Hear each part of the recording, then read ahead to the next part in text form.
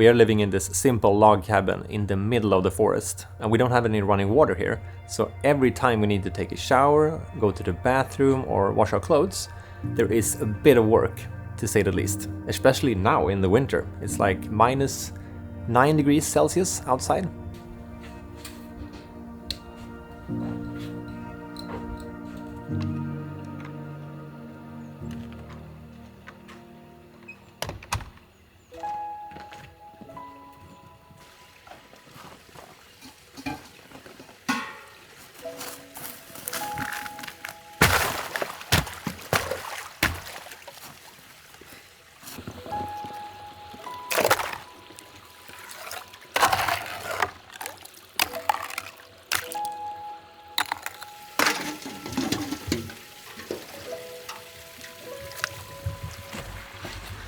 So this is where we get all of our water from, like everything from drinking water to water we need for taking a shower.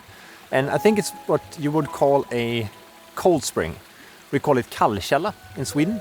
So it pours all the way up from the mountain and then all the way down here to our little pond. And then we collect it here and carry it inside. And it's a bit funny actually. Every time we had friends and family visiting, when they taste the water, they're like, oh, okay, that's a major difference from what we have at home. So everyone that is visiting, almost everyone, want to take a bottle with them home because it's so fresh. And I think it's because it's actually traveling through the whole forest before getting here. Like over rocks, under roots, and traveling along this long distance. Yeah, it just tastes amazing.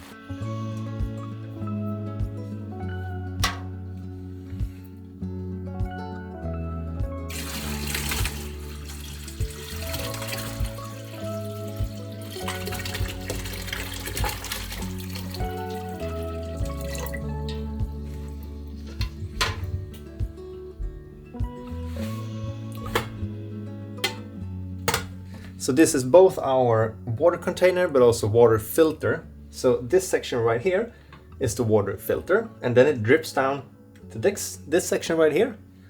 And then you have a tap down here to get drinking water. This is also way more convenient than running back and forth to the stream every time we want a cup of tea or something. Just having this, I think it's like 8 liters it contains or something like that.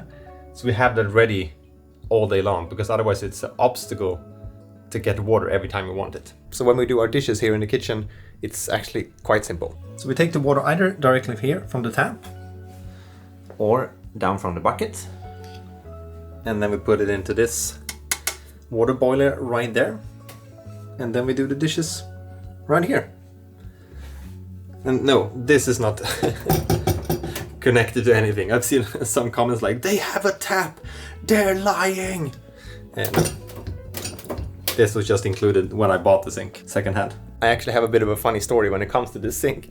It was me and Christina's first date. It was in this cabin and it was New Year's Eve. We had just had dinner and we were both doing the dishes, and she was just asking like, is this something I need to think about? Because she's of course not used to having a cabin or a house that doesn't have running water.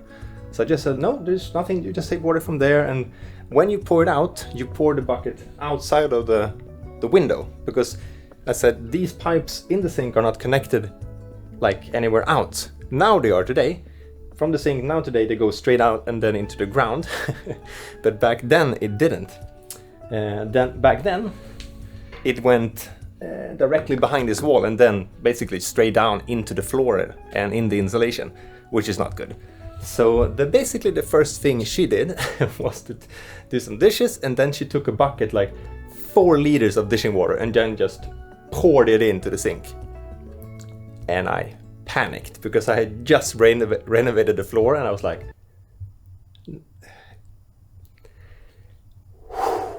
okay, now we have 4 liters of water in the freshly made kitchen floor. So I had to open everything up, take this out, and she was so embarrassed. We were just laughing. It's a fun story today, but it was not that fun on a first date for both of us, I would say.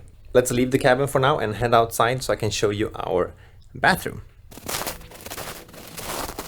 It's located on the other side of the pond, so this is the main camera right there, and then over there that's the bathroom. So this is our bathroom, or just basically a toilet, a compost toilet to be exact. So the pee gets separated from the waste. The pee goes out in a pipe outside of the cabin, and then the waste ends up in a bucket in the actual toilet. And then you have to do the very luxurious chore of picking up the bucket with waste and then carrying it up into the forest to a specific compost that we have there. When I think about it, it's a bit insane. I'm standing here sharing my toilet to the internet and talking pee and poo. That's my life, I guess. And if you're wondering if it's cold to sit here, yeah, it's very cold.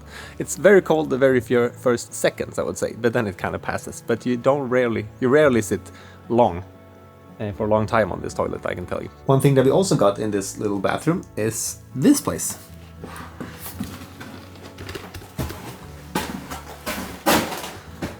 A sauna, or basically an empty sauna.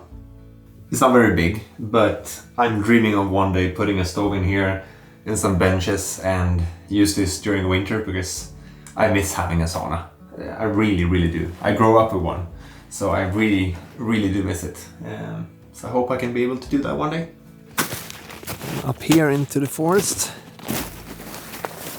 Oh, that's where we empty the bucket of waste.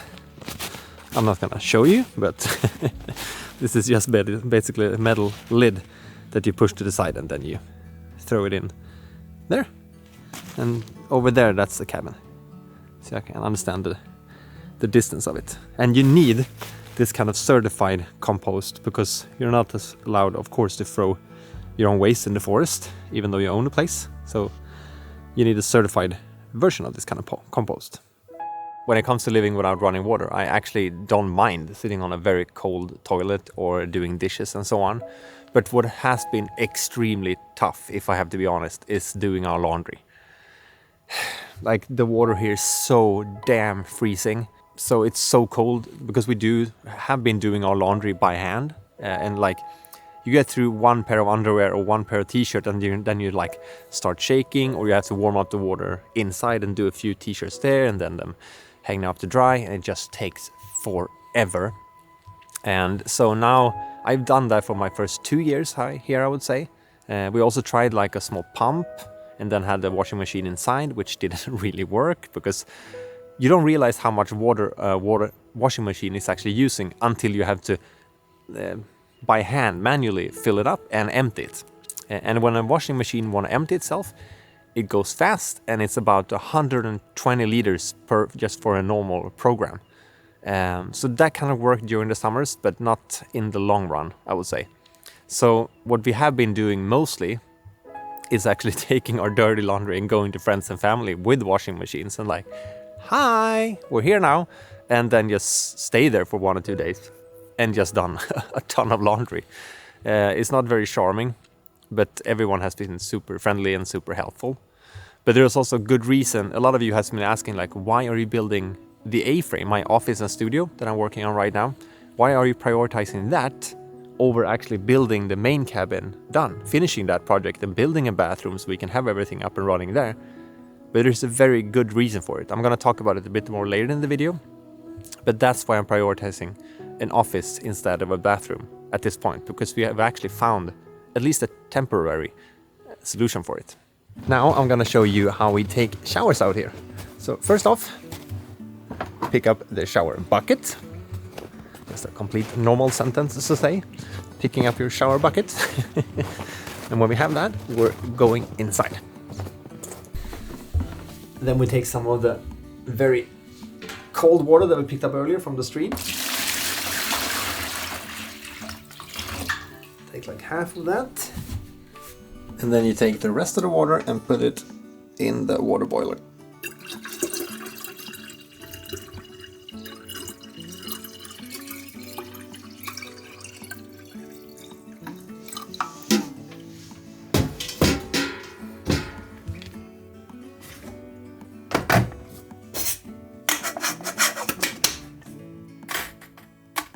And now it's time for the most important part about preparing my shower.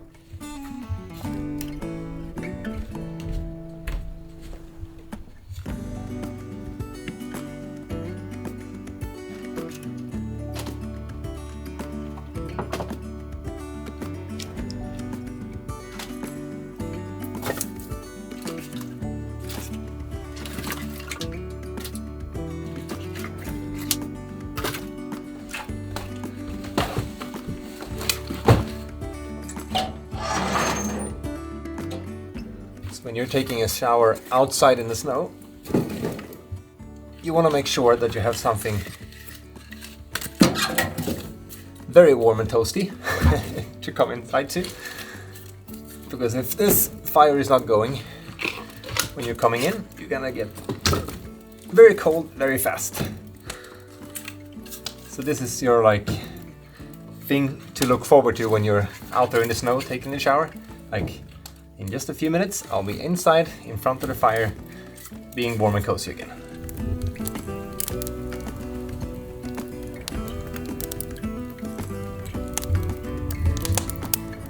Okay, so now just mixing cold and warm water until I found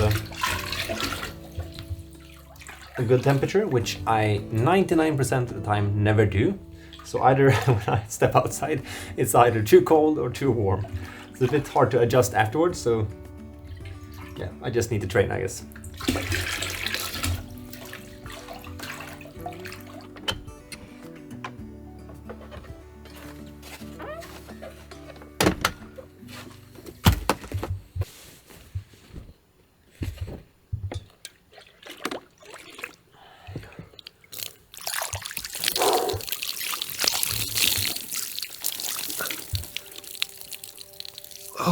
It was actually perfect temperature for once.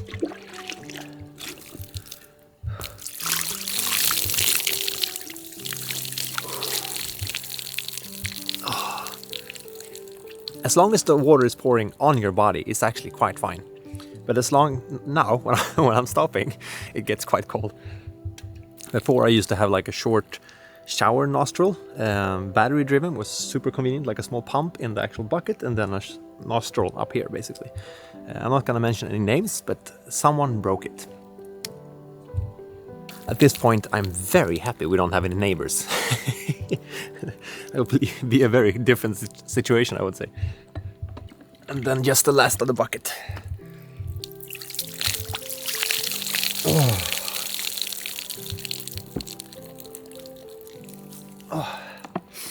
Why did I throw the towel so far away? That was kind of stupid.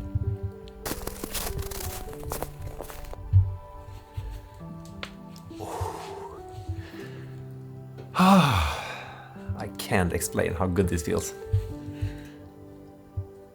I've always felt like a fire has given a completely different kind of warmth to it compared to like a heating pump or a radiator or something. This is just a different kind of heat, I think. So now I just usually sit here for a while, get my temperature up a bit, and then get some clothing on. I actually believe there is a lot of benefits to push yourself to do stuff that is really uncomfortable. For me, that could be taking a shower outside in the snow. It's not exactly like I love going out barefoot in the snow, numbing my feet and freezing. I don't love that feeling. But I love the feeling afterward, sitting right here and just enjoying what I actually push myself to do. It's the same thing with training. Like, it's not always easy to go to the gym or put your sneakers on in the morning to go for a jog or something, but the feeling afterwards, that's priceless. So I just want to tell you and encourage you to do stuff that is really uncomfortable, because I think that brings us in a more happy place, if that makes sense. Doing stuff that is pushing our boundaries, it doesn't need to be big things, but just making us take steps forward in life, basically. Because you never regret going to the gym or going for a jog, or I never regret taking a shower afterwards. But when I'm standing there and freezing my feet off, yeah, like, why am I doing this? But now sitting here, like, yeah, now it makes total sense. So you just have to push through that barrier and do it. You know that thing I said earlier about that we found a temporary solution for washing clothes and so on? So let's talk a bit about that and just update you on the situation.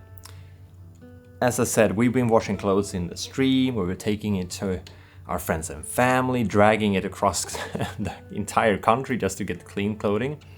But quite recently, Christina's parents actually bought a summer house up here. So it's about 30 minutes walk from here, so it's quite close. And that place has running water. So in that place we now have a washing machine, and we also have a shower if we feel like that. It's not always that I take the showers outside here, but I don't always have the energy to go over there, take a shower and then walk back. Then I would actually rather do it here. But sometimes it's nice to just get a normal shower. But just being able to have that opportunity now with like their summer house, to borrow that from them, makes us relax a bit more, because then the pressure of building out the cabin is not that like heavy on my shoulders. Then I can do the A-frame first, move all of my work and everything up to the A-frame and be there. And then do small renovations around here like I'm doing now with the hallway, for instance, and making this place cozier. And when we are financially ready to actually build out the cabin, we'll do that. But now we don't like need to. Like, of course, one day I want running water here and I want a normal bathroom with a bathtub and a sauna and everything. But for now, this works. And I feel so grateful that they bought the house, or the summer house up here, for not only for them when they want to come visit, because that's the boring part when we have friends and family here. We don't have a guest room. That's quite boring. So we always have to tell people to rent a place or stay at a hotel like an hour or half an hour away. That's not fun. Like now when we have the guest house, the summer house, that can be the guest house and we can just focus on the cabin life here, which is amazing. Christina has actually made a video about her parents' summer house up here. So if you want to check that out, I left the link in the description. And if you want to watch more of my videos, you can click there or theirs. Otherwise, I will see you next Sunday.